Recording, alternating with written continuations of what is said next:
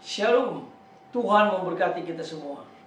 Kembali berjumpa dengan saya, Pendeta Jonathan F. Lupulalang, pada hari Kamis tanggal 19 Oktober tahun 2023.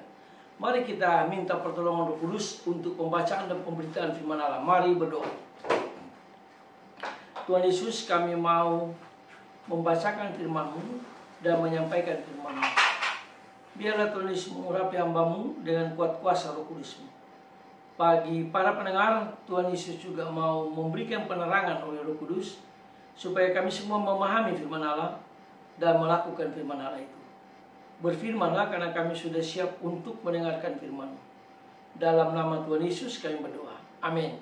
Mari kita baca firman Tuhan yang diambil dari Yesaya pasal 33 ayat yang ke-15 yang berbunyi begini. Orang yang hidup dalam kebenaran, yang berbicara dengan jujur, yang menolak untung hasil pemerasan, yang mengubah tangannya supaya jangan menerima suap, yang menutup telinganya supaya jangan mendengarkan rencana penumpahan darah, yang menutup matanya supaya jangan melihat kejahatan. Demikian firman Allah yang berbahagia tempat mendengar dan melakukan firman Allah. Tema kita pada hari ini adalah 10 ciri menjadi pemimpin yang berhasil. Ada banyak sekali ciri, tetapi saya mencoba membahas tentang 10 ciri untuk menjadi pemimpin yang berhasil atau gembala sidang yang berhasil. Yang pertama yaitu yang kejujuran. Itu yang sudah dijelaskan oleh Yesaya pasal 33 ayat yang ke-15. Kita harus menjadi pemimpin yang jujur, yang benar, untuk melaksanakan tugas yang dipercayakan Tuhan kepada kita. Sekali lagi kita harus jujur, pemimpin yang jujur. Yang kedua, pemimpin yang kerja keras. Pemimpin yang kerja keras. Seorang pemimpin dia selalu harus kerja keras demi untuk membangun negaranya, demi untuk membangun gerejanya. Seorang pemimpin dia harus kerja keras dengan sebaik-baik mungkin. Itu bisa kita lihat di dalam Yosua 1 ayat 1 sampai 10. Yosua kerja keras sehingga Tuhan memberkati dia, sehingga dia bisa memimpin bangsa Israel masuk ke tanah Kanaan. Yang ketiga yaitu disiplin. Sama seperti Tuhan Yesus, dia sangat disiplin. Sama seperti juga murid-murid Yesus, disiplin. Mereka sangat disiplin dalam segala hal. Baik itu disiplin dalam waktu, disiplin dalam apa saja yang Tuhan perintahkan bagi mereka. Menjadi seorang pemimpin yang berhasil, dia harus punya kedisiplinan yang luar biasa. Yang itu kita bisa baca dalam Matius pasal yang keempat ayat 18 sampai 22. Yang keempat, kecintaan pada yang dikerjakannya. Kita lihat, Tuhan Yesus seorang yang memberitakan Injil. Itu dia sangat mencintai pekerjaan memberitakan Injil. Dia sangat mencintai juga pekerjaan mengajar. Itu yang dilakukan Yesus dalam seumur hidupnya. Dia beritakan Injil, lalu dia mengajar. Itu pun dijelaskan di dalam Matius pasal yang ke-28 ayat 19 dan ayat 20. Bahkan di dalam ayat yang lain mengatakan bahwa Kristus dia luar biasa cinta pada pekerjaannya. Dia menyembuhkan orang sakit di hari Sabat. Dia membangkitkan orang sakit di hari Sabat. Itu karena apa? Karena dia mencintai akan pekerjaan yang Tuhan percayakan kepadanya.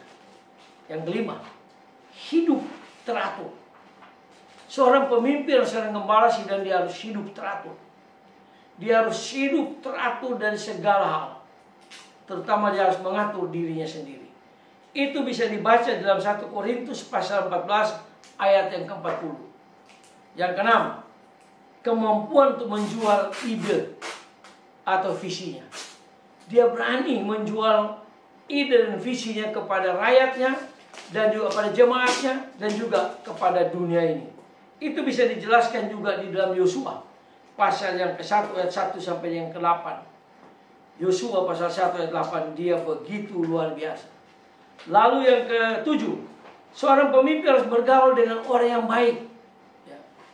Karena kalau dia bergaul dengan orang yang tidak baik, maka dia tidak akan berhasil. Dia harus bergaul dengan orang yang baik, yang dapat membantu dia, yang dapat dipakai untuk kemuliaan nama Allah. Itu dijelaskan di dalam 1 Korintus pasal yang ke-15 ayat 33. Yang ke-8, seorang pemimpin yang berhasil adalah seorang yang rendah hati dan mengandalkan Tuhan Yesus. Dia harus rendah hati lalu mengandalkan Tuhan Yesus. Itu dijelaskan di dalam Yeremia pasal yang ke-17 ayat 7 dan 8, 1 Petrus pasal yang ke-5 ayat yang 5 sampai dengan 6. Atau juga bisa dibaca di dalam Yeremia pasal 29 ayat yang ke-11. Seorang pemimpin dia harus rendah hati. Yang ke-9, seorang pemimpin dia harus berjiwa misi. Apa itu misi? Misi adalah mandat Allah kepada gereja. Untuk apa? Untuk memberitakan Injil supaya banyak orang yang percaya pada Kristus sebagai penebus dosa, sebagai juru selamat dunia ini.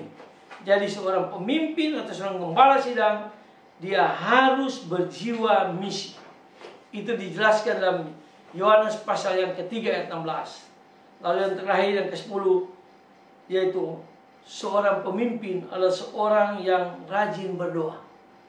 Seorang yang rajin mengerjakan pekerjaan yang Tuhan percayakan kepadanya. Bahkan seorang pemimpin, seorang yang rajin juga berpuasa. Itu dijelaskan di dalam Amsal 6 ayat yang ke-6 dan seterusnya. Lalu 1 Tesalonika pasal 5 ayat 17, Matius pasal 17 ayat yang ke-21, dan Roma pasal 14 ayat 23c, serta Roma 1 ayat yang ke-16-17. Itulah 10 ciri yang harus dimiliki oleh seorang pemimpin. Apakah itu seorang pemimpin gembala sidang, memimpin gereja, memimpin sinode, atau seorang pemimpin yang memimpin negara ini, yaitu presiden. Mari kita terus berdoa supaya pemimpin-pemimpin kita memiliki 10 ciri ini. Pemimpin yang berhasil adalah pemimpin yang mau melayani dan mau bekerja secara tim dan mau melayani dan bekerja secara bersama-sama. Itu dijelaskan di dalam Keluaran 17 ayat 8 sampai 15, Galatia pasal 6 ayat yang kedua. Semoga firman Tuhan hari ini membuat kita diberkati dan menguatkan iman kita. Mari kita berdoa. Tuhan Yesus, kami membutuhkan seorang pemimpin yang memiliki 10 ciri. Apakah itu pemimpin gereja, pemimpin sinode, atau pemimpin bangsa dan negara kami yaitu Indonesia. Sebentar lagi Indonesia akan memilih pemimpin-pemimpin, baik itu pemimpin daerah maupun presiden dan wakil presiden. Biarlah mereka memiliki 10 ciri ini. Ada banyak sekali ciri, tapi 10 ciri ini biarlah Tuhan menolong mereka. Terima kasih Tuhan Yesus, ampun dosa kami, dengarlah doa kami. Dalam nama Tuhan Yesus kami berdoa. Haleluya. Amin. Terpujilah Kristus, sampai kita berjumpa di kesempatan yang lain.